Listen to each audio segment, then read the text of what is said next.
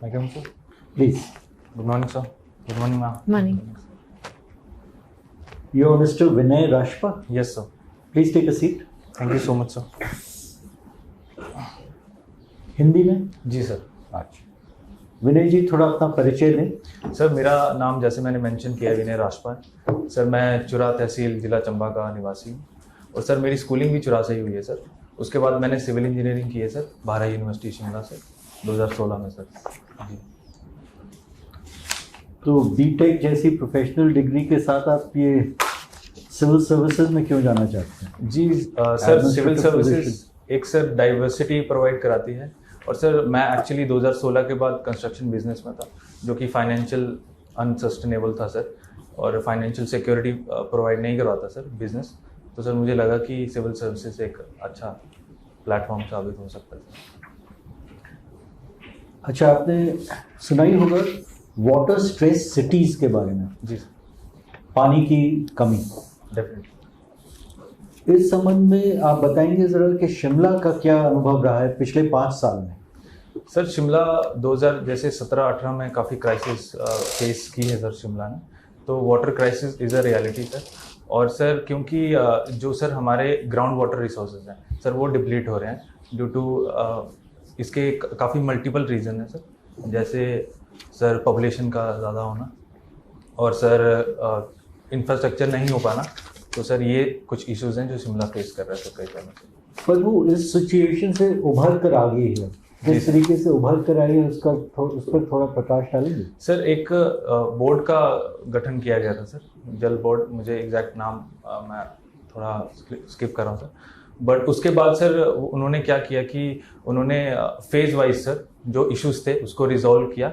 जैसे कई जगह सर पानी का जैसे कई बार पाइप्स कुछ ऐसी होती हैं सर जो कि काफ़ी सालों से चेंज नहीं की गई होती हैं सर.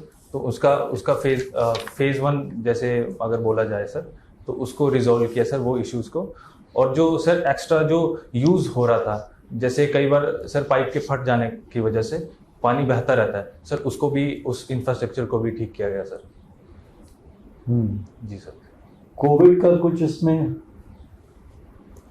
सर कोविड रहा? सर क्या रोल रहा कोविड का?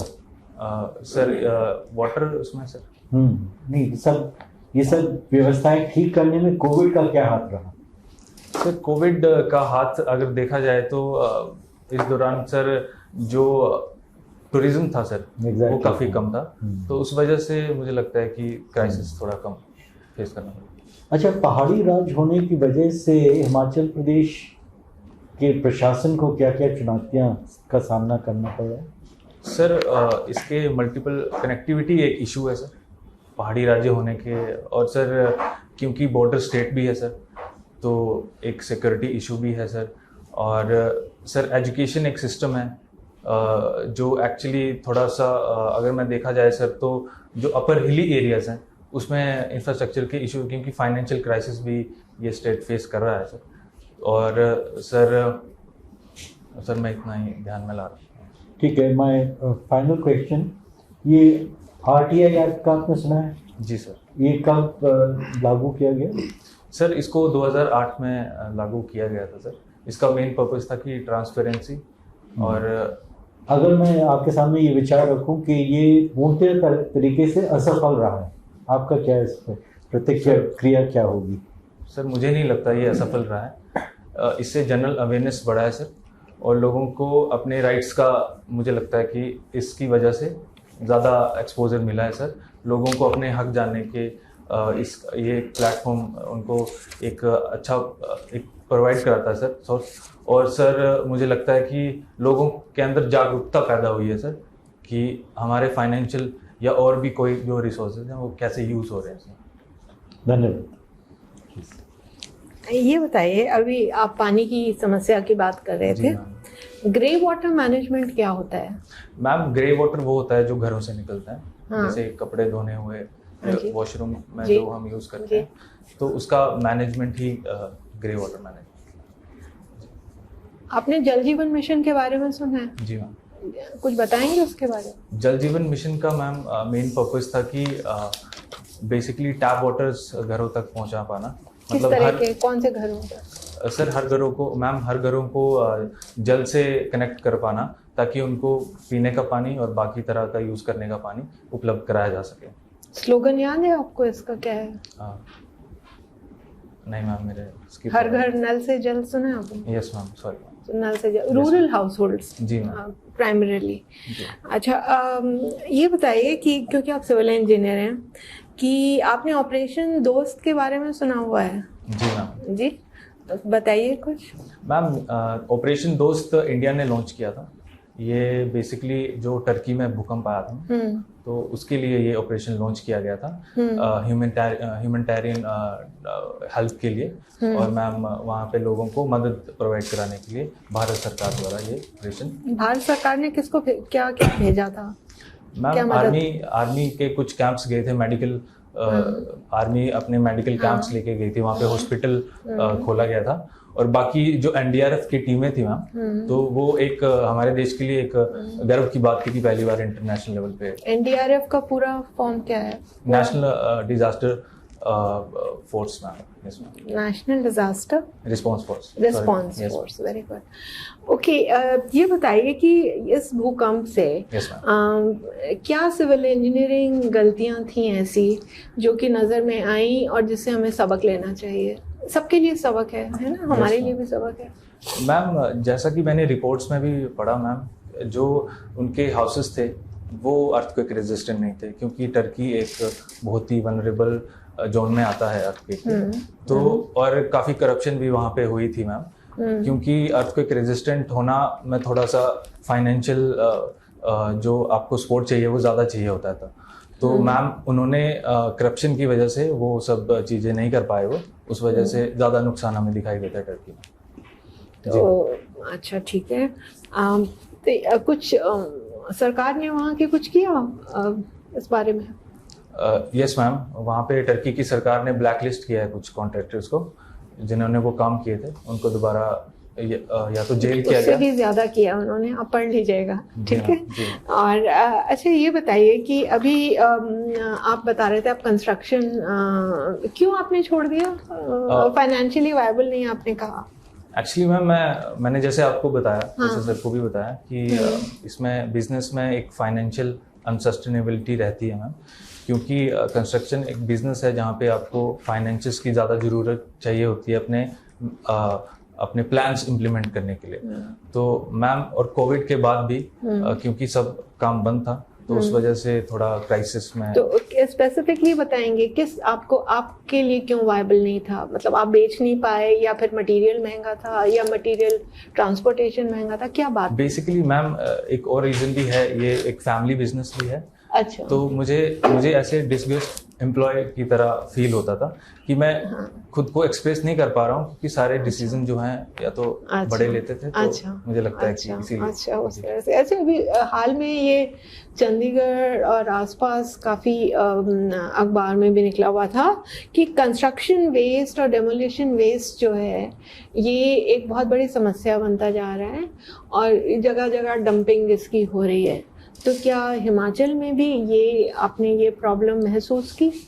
यस मैम, ये तो है, बिल्कुल देखने को मिलता है कि डंपिंग ज़्यादातर, क्योंकि पहाड़ी एरिया है मैम, तो वो रिवर साइड में कर देते हैं, जो कि एक रिवर साइड। जी। अच्छा। तो रिवर की बैंक्स के पास कर देंगे या फिर रिवर में ही फेंक देंगे वो? अरे, रिवर में फेंक देंगे। जी मैम। तो उससे क्या होगा कि पानी कई बार रुक जाता है, जो कि डिजास्टर भी बन सकता है मैम। तो ये चीज मैंने पर्सनली भी देखी है। हाँ जी। तो बाकी मैम, और देखा जाए तो ये जो क्योंकि पहाड़ी इलाका है, हाँ जी, तो इसे अर्थक्वेक की वजह से और भी डिजास्टर ये लेके आ सकता है। क्योंकि एकदम से अगर वाटर आउटबर्स्ट होगा, तो नीचे के विलेजेस में या टाउन्स में कोई इशू हो सकता है। फ्लैश फ्लड्स वगैरह काफी होते हैं। जी मैम, ये एक तरह का वैसा ही है मैम। अच्छा, तो ये फिर इसके लिए समाधान, स्पेसिफिक समाधान आप कुछ 2-3 बताइए मैम। बेसिकली इसके लिए डिस्ट्रिक्ट एडमिनिस्ट्रेशन काफ़ी स्टेप्स उठा रही हैं, जैसे कि अगर कोई माइनिंग एरिया है, क्योंकि उनको भी डंपिंग कहीं ना कहीं कोई एरिया देखना पड़ता है, तो उनके लिए ये सुनिश्चित किया जा रहा है कि 100 मीटर से आप रिवर साइड से 100 मीटर दूर ही आपकी जो भी आपका कंस्ट्रक्शन है या माइनिंग है वो रखेंगे, और डंपिंग साइट आप रिवर के दूर रखेंगे ताकि कोई डिजास्टर होने का खतरा ना हो। तो ये जो रबल है जो इकट्ठा हो जाता है, इसका रीयूज करने का या इसको सही एनवायरमेंटली सस्टेनेबल तरीके से डिस्पोज करने का क्या तरीका है? जी मैम, जैसा मैं समझ पा रहा हूँ, शिमला और जो चंडीगढ़ हाईवे है, हाँ। उसमें से जो कंस्ट्रक्शन जो हाँ। मटेरियल निकलता है, हाँ। जो पहाड़ को उसका जो मलबा है वो निकाल के या जो भी है, तो हाँ। उसको जो है वो क्रश करके उसका हाँ बजरी या कुछ ऐसा कुछ रेत बना करके उसका यूज कर रहे हैं for the construction of roads. तो ऐसा हो रहा है? जी मैम, करा जा रहा है जी। अच्छा, बहुत अच्छे। अच्छा, और आपने एक चीज़ और बताइए कि अभी एक लैंडस्लाइड अभी भी हिमाचल में मैंने पढ़ा कोई आई हुई थी, है ना? और बार बार लैंडस्लाइड आती है और फिर उसकी वजह से मेरे ख्याल से ट्रैफिक में बाधा होती है और जान माल का भी नुकसान हो सकता है। तो जैसे कंस्ट्रक्शन होती है और माइनिंग भी होती है, उसमें से किन चीज़ों का ध्यान रखना चाहिए कि ये मैन मेड, कम से कम मैन मेड लैंडस्लाइड जो है ये ना हो? मैम, इसके गाइडलाइंस तो डिजास्टर मैनेजमेंट ने भी दिए हैं कि आप असेसमेंट, अगर आप कंस्ट्रक्शन कर रहे हैं तो सबसे पहले उसकी असेसमेंट करें। जैसे कि एक भारत सरकार के अंडर ही एक आती है ऑर्गेनाइजेशन जिसको वो देखती है डिपार्टमेंट मिनिस्ट्री ऑफ एनवायरनमेंट, उसके अंडर आता है एनवायरनमेंट इम्पैक्ट असेसमेंट। तो अगर आपको कोई कंस्ट्रक्शन करनी है या कोई अगर फैक्ट्री है या कोई भी और चीज है, तो उसके लिए एनवायरनमेंट इम्पैक्ट असेसमेंट करना बहुत जरूरी है, ताकि कम्युनिटी पार्टनरशिप भी रहे और लोगों, जो लोकल लोग हैं, क्योंकि वो ज्यादा समझते हैं वहाँ के इश्यूज, तो वो भी बता सके कि हम ये इश्यूज फेस कर सकते हैं, तो इसका रिजोल्यूशन वो देखती है मैम, और तभी उनको वो अलाउ करती है अगर वो देख पाती है कि ये वाइबल है। Okay, thank you ma'am. जी सर, अभी सर ने आपसे जब पूछा कि हिमाचल में क्या क्या गवर्नमेंट को प्रॉब्लम्स आ रही हैं, आपने कहा कि हिमाचल में फाइनेंशियल क्राइसिस है। यस सर, फाइनेंशियल क्राइसिस है। तो आपने बजट पढ़ा इस बार का? सॉरी सर, मैं अभी देख नहीं पाया हूँ, पर डेफिनेटली मैं पढ़ूंगा उसको। अच्छा जी, तो सबसे इम्पोर्टेंट चीज़ है। लेकिन मैं आपको बताता हूँ कि बजट जो है उसमें हिमाचल का 75,000 करोड़ का डेबिट है। जी सर, यस सर, डेट है। और जो आपकी एम्प्लॉयज़ हैं, 1,36,000 एम्प्लॉयज़ आपके स्टेट गवर्नमेंट हैं, उन पे खर्चा कितना है आपको मालूम है? उनकी सैलरीज वगैरह में कितना खर्चा जाता है? सर मुझे एग्जैक्ट नंबर तो नहीं पता है, पर जो मुझे सर इतना ही पता है कि जो ओपीएस के थ्रू खर्चा होने वाला है वो 900 करोड़ या 1000 करोड़ से ऊपर होगा। बाकी टोटल सैलरीज का सर नहीं, 45% के करीब जी सर जो है वो सैलरीज पे जाता है और 21% पेंशन पे जाता है जो पुराने लोग हैं। जी सर। उसके बाद आपने सरकार ने ओल्ड पेंशन स्कीम भी शुरू कर दी है दोबारा। जी सर। तो सिर्फ आपके पास अभी 10-15% पैसा बचा हुआ है, राइट सर, इंफ्रास्ट्रक्चर प्रोजेक्ट्स पे लगाने के लिए। तो आप क्या विचार है कि ये इतने एम्प्लॉयज़ इतनी छोटी स्टेट के लिए होने चाहिए और ये ओपीएस जो है वो लागू होना चाहिए, क्योंकि ऑलरेडी इतना बड़ा क्राइसिस चल रहा है। जी सर। तो आगे कैसे सस्टेन करेंगे जो आपकी रेवेन्यू रिसोर्सेज ही नहीं है? राइट सर, बिल्कुल सर, ये तो एक इशू है सर स्टेट के लिए, पर मुझे लगता है कि इसके लिए सरकार कई और उपाय देख सकती है सर। क्या? एम्प्लॉयमेंट जनरेट करने के लिए, क्योंकि अनएम्प्लॉयमेंट तो एक कॉमन इशू है ऑल ओवर इंडिया सर। तो इसके लिए कई और भी रिसोर्सेज खोल सकती है। जैसे सर, जैसे मैं चंबा डिस्ट्रिक्ट से आता हूँ, तो वहाँ पे हाइड्रो पोटेंशियल काफ़ी है सर। तो मुझे लगता है कि अगर, क्योंकि वो डिले होते हैं सर, जैसे मैंने बताया इन्वायरमेंट इम्पैक्ट असेसमेंट और बाकी सब वहाँ पे चीज़ों की वजह से वो डिले होता है। तो अगर वो डिले नहीं होगा, सरकार अगर एक सिंगल अथॉरिटी के साथ काम करे, तो एम्प्लॉयमेंट को बढ़ाया जा सकता है सर। और मुझे लगता है सर कि इससे इकॉनमी भी स्टेट की सुधरेगी, क्योंकि इनकम काफ़ी अच्छी आने की संभावना बनती है। इसके अलावा और क्या कर सकती है? इसको कम किया जा सकता है, नहीं किया सकता एम्प्लॉयज़ को?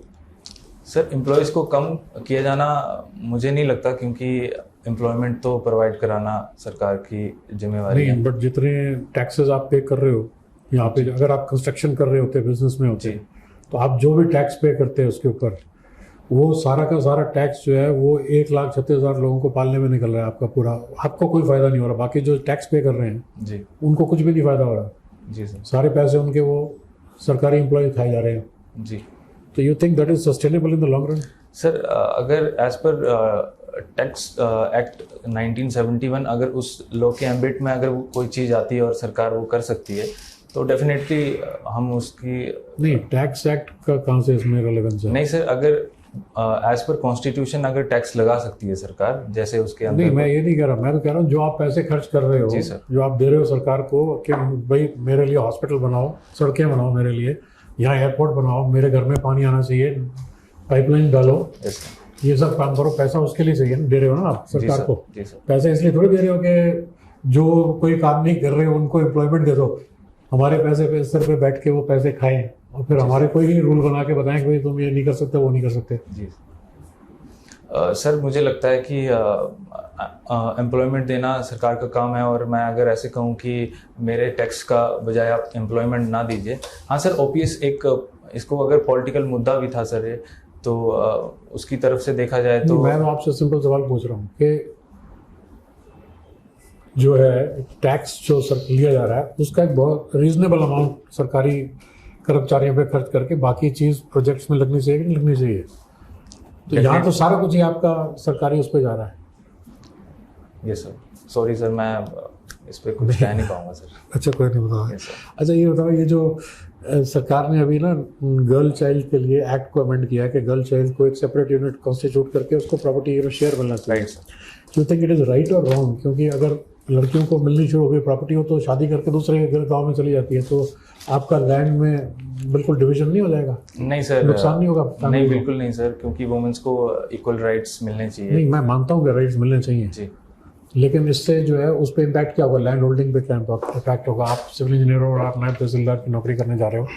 जी, मुझे लगता है कि एक गर्ल्स को भी अपॉर्चुनिटी मिलेगी, क्योंकि अगर लैंड होती है सर तो अगर कोई एंटरप्रेन्योर भी है तो वो उससे पैसा उठा सकता है बैंक से, क्योंकि आपके पास अगर लैंड है तो बैंक्स भी देखता है कि हाँ इसके पास कोई एसेट्स है। लड़की अपना शेयर लैंड का जी जो है बेच देगी किसी और को, पैसा लेके अपने दूसरे गांव में जाके बिजनेस शुरू करेगी वहाँ पे जी, तो इस फैमिली का क्या होगा जो उस पर लाइवलीहुड जिनका डिपेंडेंट है? Dependent actually share equal sharing बताई गई है। अगर लड़का है लड़की है तो उनको इक्वल शेयर मिलेगा दोनों को। तो ऐसा नहीं है कि सर पूरा लड़की को ही जाएगा, दोनों को बराबर का दर्जा दिया गया है। हाँ, तो आधा आधा हो गया ना, 1 एकड़ लैंड है तो आधा हो गया। जी सर, जी सर, सर बिल्कुल सर, राइट तो बनता है सर, राइट जरूरी है। यस सर, चाहे वो कुछ भी करे आगे उसके बाद। ठीक है सर, बट मुझे लगता है कि एक मेल फीमेल का same rights. Thank you Sharma ji. Yes sir. जी सर, जैसे अभी सब पूछे तो बात चली थी कि लड़की को हिस्सा मिलेगा। एक्चुअली इसमें सबसे कम्प्लेक्स प्रॉब्लम क्या रहेगी कि लड़की की मैरिज होती है, वो दूसरी फैमिली में जा रही है, दूसरी फैमिली में बहुत सारे राइट उसको मिल रहे हैं, वहाँ जमीन मिल रही है उसको, तो पिछले बारे में उसको क्यों मिलनी चाहिए? सर सुप्रीम कोर्ट ने, जैसा सुप्रीम कोर्ट का जितना मैं समझ पाता हूँ सर, लड़की को राइट मिला है, उसकी फैमिली जो होने वाली फैमिली है उसको राइट्स नहीं मिले हैं। हालांकि उसकी अपना एक राइट टू लाइफ है, या मैं कहूँ तो उसकी अपनी मर्जी है सर, कि उसके बाद वो जो करना चाहे वो, मैं जितना मैं समझ पा रहा हूँ सर। तो मुझे लगता है कि राइट्स तो सेम दोनों को मिलने चाहिए, चाहे वो लड़का हो चाहे लड़की हो। जी सर। इसमें पॉइंट ये है, जहाँ लड़की की शादी हो जाएगी उस घर में लड़की होगी, उसको वहाँ की मिलेगी, तो ये बड़ा कॉम्प्लिकेटेड हो जाएगा। हर जगह दो हिस्से होते जाएंगे, लड़कियों को मिलते जाएंगे, लड़कियों को यहाँ मिलेंगे वहाँ मिलेंगे, जिस घर में लड़की जाएगी वहाँ लड़की होगी, उसको वहाँ मिलेगी, जहाँ उसकी शादी होगी वहाँ मिलेगी। तो ये बड़ा कुछ वो कॉम्प्लेक्स सिस्टम है सर। सिंपल सा नहीं हो सकता कि जहाँ शादी होकर चलेगी वो प्रॉपर्टी उसकी आगे चलेगी, उसकी उस घर की जो लड़की शादी होकर दूसरे घर में चलेगी वो नेक्स्ट वाली की वो हाँ उसका हिस्सा वो बचाएगा। तो जो ये इसकी फ्रेगमेंटेशन ऑफ होल्डिंग है ये बचेगी। जी सर, डेफिनेटली फ्रेगमेंटेशन तो होगी ही सर, बट कोई भी पॉलिसी को इम्प्लीमेंट करने के लिए कुछ इश्यूज तो हमेशा रहते ही हैं सर। पर मुझे नहीं लगता कि अगर फ्रेगमेंटेशन कोई एक इशू बना के हम किसी के राइट्स छीन सकते हैं सर। नहीं, इसमें जो सोसाइटी में जो ताना बाना है वो सारा डिस्टर्ब नहीं हो रहा है आपके हिसाब से? पहले इट वाज गोइंग स्मूथली, यहाँ था शेयर, आगे चली गई, अगले वाला हिस्सा बन गया, जो उस जहाँ पर हो गई उस घर की लड़की शादी हो गई, वो नेक्स्ट में चली गई, उसका हिस्सा वहाँ रह गया। अब वहाँ पर अब हर जगह दो जगह दो हो रहे हैं, कॉम्प्लेक्स है ये। डेफिनेटली सर ये तो है, बट मैं इस पे फिर भी अपना यही स्टैंड लूंगा कि राइट्स डेफिनेटली दोनों को सेम ही मिलने चाहिए। अच्छा, नेक्स्ट क्वेश्चन, ये चंबा डिस्ट्रिक्ट को बैकवर्ड क्यों बोला जाता है? सर इसके मल्टीपल रीजंस हैं सर। कनेक्टिविटी एक इशू है सर, और इंफ्रास्ट्रक्चर एक इशू है। एजुकेशन लिटरेसी काफ़ी मतलब ओवरऑल अगर हिमाचल की बात करें तो चंबा सबसे नीचे रहता है सर लिटरेसी में। और सर थोड़ा सोशल फैक्टर्स भी हैं, बैकवर्डनेस उसकी वजह से भी है। और अगर आप वुमेंस को जैसे मैं बात करूँ वुमेंस की, तो उनको भी राइट्स थोड़ा उनके भी इश्यूज हैं, सोशल फैक्टर और मल्टीपल फैक्टर्स हैं सर। थोड़ा सा सोशल फैक्टर्स पर जरा इलैबोरेट करें, क्या बोलना चाह रहे हैं सर? वुमेंस को थोड़ा सोशल फैक्टर, अगर वुमेंस की तरफ से सर जी, अगर मैं वुमेंस की तरफ से सोशल फैक्टर आपको समझाना चाहूँ तो सर एक ट्रेडिशनल माइंडसेट है कि लड़की है 18 साल की है, शादी करवा दो, तो ये माइंडसेट रहता है ऑर्थोडॉक्स।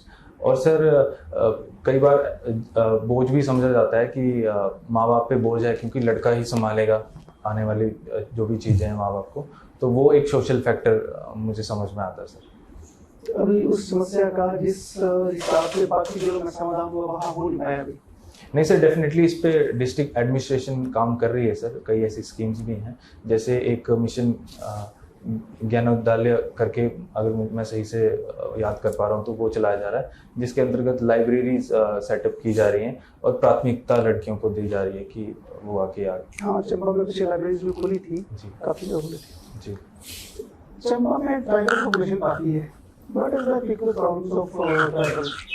सर ट्राइबल्स बेसिकली एक जैसे मैं पांगी एरिया और भरमौर एरिया, ये दो ट्राइबल एरियाज आते हैं सर, और इनका जो मेजर इश्यूज हैं वो है सर जियोग्राफिकल आइसोलेशन और connectivity in a communication sense. Communication की इश्यूज वहाँ रहते हैं क्योंकि 4G अभी तक प्रॉपर पूरी तरह से पहुँचा नहीं है।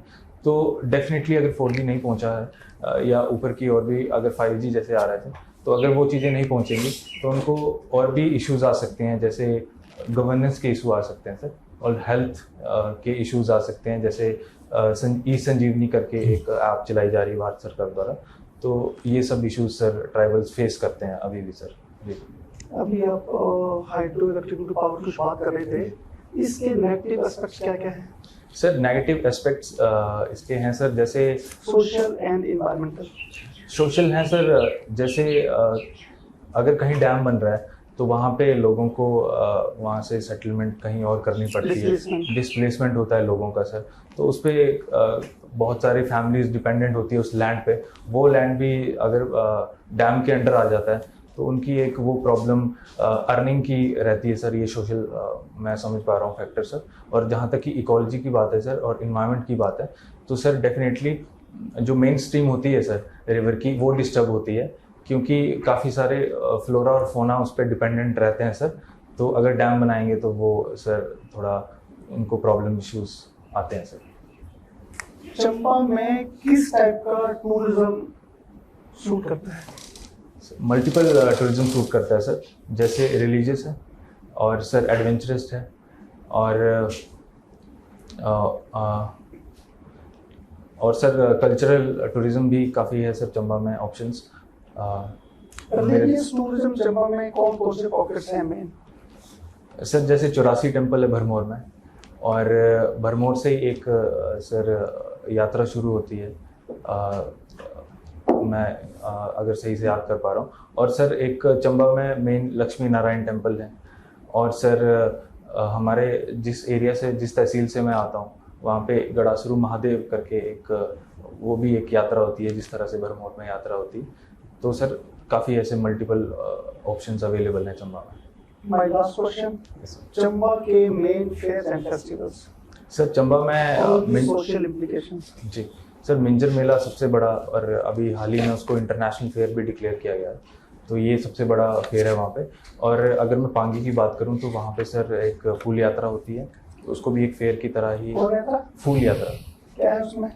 सर उसमें जो है हार्वेस्टिंग जो सीज़न होता है उसके बाद लोग क्योंकि गर्मियों का सीज़न, सर्दियों का सीज़न ख़त्म हो रहा होता है और गर्मियों का सीज़न स्टार्ट होने वाला होता है, तो उसको वो सेलिब्रेट करते हैं और काफ़ी मिलते जुलते हैं और सेलिब्रेट करते हैं सर आपस में मिलकर।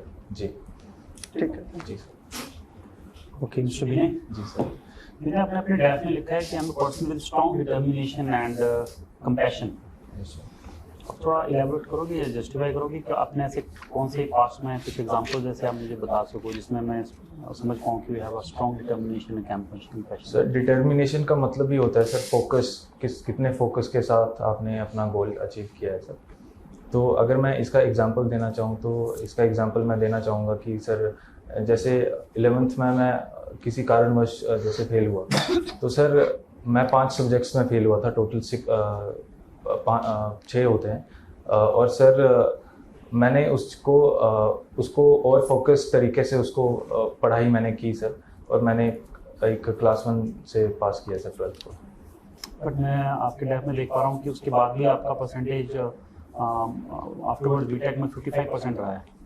मीन्स 10th में आपका 72 है, उसको 12th में 66 and then 55। Yes sir. It's a declining graph basically. Right sir. So अगर आपका स्ट्रॉन्ग डिटर्मिनेशन है तो आपका तो ये ग्राफ आई थिंक थोड़ा रिवर्स होना चाहिए था। नहीं sir, during graduation sir multiple reason से हेल्थ इश्यूज था सर, और कुछ और भी रिलेशनशिप क्राइसिस थे, तो उस वजह से क्योंकि मैं वायरल से हेल्थ इश्यूज़ का अगर मैं बात करूं तो मुझे वायरल फीवर हुआ था सर, उसके बाद चिकन पॉक्स हुआ था और मेरा एक्सीडेंट भी हुआ था। तो अगर कुल मिला के मैंने घर पे कोई 5-6 महीना रेस्ट किया, तो सर अगर मैं 5-6 महीना अगर घर पे ही रहा हूँ और बिल्कुल सेपरेट रहा हूँ एजुकेशन से, तो डेफिनेटली ड्रास्टिकल रिडक्शन तो देखना पड़ेगा सर। ओके, आप चंबा से हैं। डिस्ट्रिक्ट चंबा में एक प्लेस है जिसको हम मिनी स्विट्जरलैंड के नाम से जानते हैं। Right sir. कौन सा प्लेस है वो? सर खजियार है। किस पर्सन ने ये नाम दिया था और कौन सी ईयर में दिया था? सर ये अगर मैं सही से याद कर पा रहा हूँ तो ब्लेजर करके एक व्यक्ति है और एक गवर्नमेंट ऑफ स्विट्जरलैंड ने ये दिया है सर टाइटल।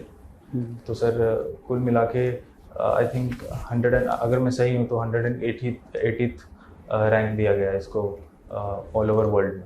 Yes sir. पर चंबा फिर भी टूरिज्म पॉइंट ऑफ देखा जाए तो Chamba is not a prominent location. Tourist बहुत कम जाते हैं चंबा में, हालांकि उसमें नेचुरल ब्यूटी बहुत ज़्यादा है। Right sir. तो आप चंबा के रहने वाले हैं, तो आपको क्या लगता है कि प्रॉब्लम कहाँ पे है? सर मुझे लगता है कनेक्टिविटी एक इशू है, क्योंकि रोड्स उस प्रॉपरली नहीं है, सिंगल लेन है सर, चंबा डिस्ट्रिक्ट हेडवाटर के लिए ही सिंगल लेन है। तो उस वजह से फैमिलीज, स्पेशली फैमिलीज अवॉइड करती हैं, और क्योंकि हिली एरिया है सर तो वो डेंजरस भी होता है, और मुझे लगता है कि क्रैश बैरियर्स ना होने की वजह से भी लोग अवॉइड करते हैं, और सर ये एक रीज़न मैं मानता हूँ। और इंफ्रास्ट्रक्चर भी एक प्रॉब्लम होती है, क्योंकि टूरिज्म भी चाहता है कि अगर कहीं वो जाएं तो वहाँ का हेल्थ इंफ्रास्ट्रक्चर अच्छा हो, कल को कोई अगर ज़रूरत पड़ती है तो वो हेडक्वार्टर या आसपास के किसी एरिया में जहाँ भी उनको ज़रूरत है वो अप्रोच कर सकें सर। तो वो एक इशू है सर, प्रॉपर हेल्थ जो इंफ्रास्ट्रक्चर है वो डेवलप नहीं हो पाया मुझे लगता है सर। और सर कम्युनिकेशन भी एक प्रॉब्लम है, क्योंकि ट्राइबल एरिया भी है सर, तो वहाँ पे जैसे मैंने बताया 4G नहीं है कुछ जगहों पे, तो ऑब्वियसली लोग थोड़ा अवॉइड करेंगे ऐसी जगहों को जाने। कौन सी ऐसी प्लेसेस हैं जो हम अगर थोड़ा सा काम करें तो बहुत ज़्यादा टूरिज्म उसमें पोटेंशियल है? मुझे लगता है सर चुरा एक काफ़ी अच्छा ऑप्शन हो सकता है टूरिज्म के लिए, क्योंकि रोड्स काफ़ी अच्छी बन रही हैं वहाँ पे, और वहाँ पे पोटेंशियल है। पीर पंजाल रेंज वहाँ से क्रॉस होता है सर, और साथ पास एक काफ़ी अच्छी जगह है सीनिक, और मुझे लगता है कि फ्लोरा और फोना भी काफ़ी अच्छा है, क्योंकि गंगुल वाइल्ड लाइफ सेंचुरी ही साथ में लगती है। तो वहाँ पे जो एक जिसको कश्मीरी स्टैग बोलते हैं सर, तो वो कई बार देखा जाता है सर। तो कौन कौन सी हाइड्रो पावर प्रोजेक्ट्स हैं चंबा में, और कौन सी रिवर के ऊपर है वो? सर एक चांजू जो हाइड्रो प्रोजेक्ट है वो एक चांजू रिवर पे ही है सर मुझे, और सर जो चमेरा डैम है वो भी एक हाइड्रो प्रोजेक्ट ही है सर, वो रिवर रावी पे है, और होली है सर। और सर मैं इतना ही याद कर पा रहा हूँ। आपका हॉबीज में प्लेइंग क्रिकेट है जी। आप बॉलर हैं या बैट्समैन? सर मैं ऑलराउंडर। ऑलराउंडर। फिर भी तीनों में सबसे अच्छा क्या है? सर मुझे लगता है कि मैं बॉलिंग में। अच्छा, कौन से लेवल तक आपने क्रिकेट खेला? सर मैं बेसिकली मेरे को खेलना पसंद है, मैंने नेशनल या कोई district level. Fastest bowler right now?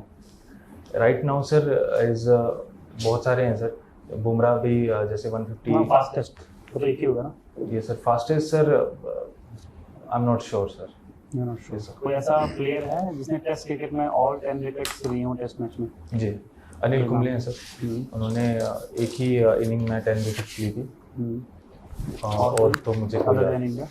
जी सर, इंडिया के अलावा कोई और?